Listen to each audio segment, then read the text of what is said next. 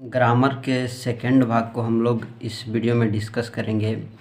Syntax syntax के अंदर sentence को पढ़ते हैं। ये ग्रामर का सेकंड भाग है। अब क्वेश्चन है कि what is a sentence, sentence क्या है। तो इसका मैं डेफिनेशन तीन तरह से दूंगा, है ना, और तीन तरह से दूंगा और इसका डेफिनेशन चार तरह से हो जाएगा।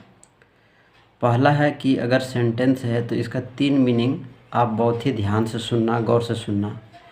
पहला है कि शब्दों का समूह होता है। अगर सेंटेंस है तो शब्दों का समूह होता है। सेकंड है कि जो रखता है, जो बोध कराता है। और थर्ड है कि एक पूर्ण अर्थ होता है। अब शब्दों के समूह को हम लोग चार तरह से बोल सकते हैं। ए combination of word, A group of words, A collection of words और ए सिलेक्शन ऑफ वर्ड्स। अब जो रखता है, जो बोध कराता है, इसको भी हम लोग चार तरह से बोल सकते हैं।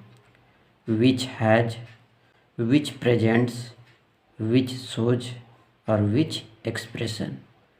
और एक पूर्ण अर्थ, इसको भी हम लोग चार तरह से बोल सकते हैं। ए कंप्लीट मीनिंग, ए कंप्लीट सेंस, ए कंप्लीट थाउट, ए कंप्लीट एक्सप्रेशन। अब इसका डेफिनेशन चार तरह से हो जाएगा। कैसे?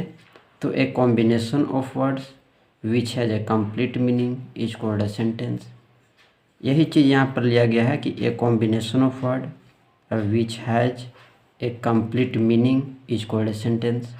दूसरा का डेफिनेशन क्या हो जाएगा कि a group of words which presents a complete sense is called a sentence.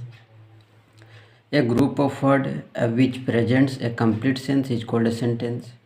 Third definition इसी से निकलेगा। A collection of words which shows a complete thought is called a sentence. चौथा निकल जाएगा कि a selection of words which expression a complete expression is called a sentence. तो ये चार तरह से डेफिनेशन आप याद कर लेना। बहुत ही सिंपल डेफिनेशन मैंने दिया है। ये चार में से किसी भी एक डेफिनेशन को आप याद रख सकते हो।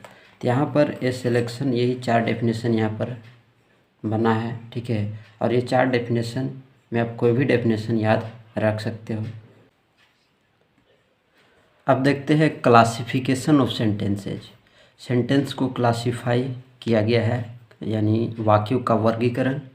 तो sentences are classified by two methods. दो तरह से इसको क्लासिफाई किया जाता है। एक तो है कि अकॉर्डिंग टू स्ट्रक्चर, और सेकंड है अकॉर्डिंग टू एनालिसिस। दो तरह से सेंटेंस को क्लासिफाइड किया गया है। तो स्ट्रक्चर के अनुसार, अब स्ट्रक्चर के अनुसार जो है स्टेटमेंट होता है टाइप सेंटेंस का, क्वेश्चन है, कमांड है, एक्सक्लेमेशन है, ठीक है। और एनालिसिस के अनुसार सेंटेंस के भी चार भाग होते हैं। सिंपल, कंपाउंड, है ना, कॉम्प्लेक्स और मल्टीपल। यहाँ पर कमांड है, यहाँ पर लिखना है कंपाउंड, है ना, कंपाउंड। तो ये चार तरह से जो है इसका एनालिसिस के अनुसार होता है टाइप, और स्ट्रक्चर के अनुसार चार टाइप होता है। अब सेंटेंस के मेनली दो भाग होता है। अगर कोई भी सेंटेंस है, एक कंप्लीट सेंटेंस है, तो उसमें दो मेन चीज़ होता है, एक सब्जेक्ट होता है और एक प्रेडिकेट होता है। अब सब्जेक्ट डोअर भी हो सकता है और सब्जेक्ट नॉन डोअर भी हो सकता है। जो सब्जेक्ट डोअर होता है उसी को लिविंग बोलते हैं, और जितने भी सब्जेक्ट लिविंग होते हैं वो सभी के सभी टेंस से होते हैं, और जितने भी सब्जेक्ट नॉन लिविंग होते हैं, नॉन डोअर होते हैं, वो सभी के सभी पैसिव वॉइस वाले सेंटेंस होते हैं, ठीक है। प्रेडिकेट में बात करते हैं तो प्रेडिकेट वर्ब कंसिस्ट करता है और अदर वर्ड कंसिस्ट करता है। अब आप जानते हैं कि लेटर 26 है अल्फ़ाबेट, इंग्लिश अल्फ़ाबेट में। लेटर से वर्ड्स बनते हैं और वर्ड से क्लाउज बनता है, और क्लाउज से हमारा सेंटेंस का निर्माण होता है। और सेंटेंस के दो भाग होता है, एक सब्जेक्ट और दूसरा का है प्रेडिकेट। तो इस तरह से जो है सेंटेंस का कॉन्सेप्ट है।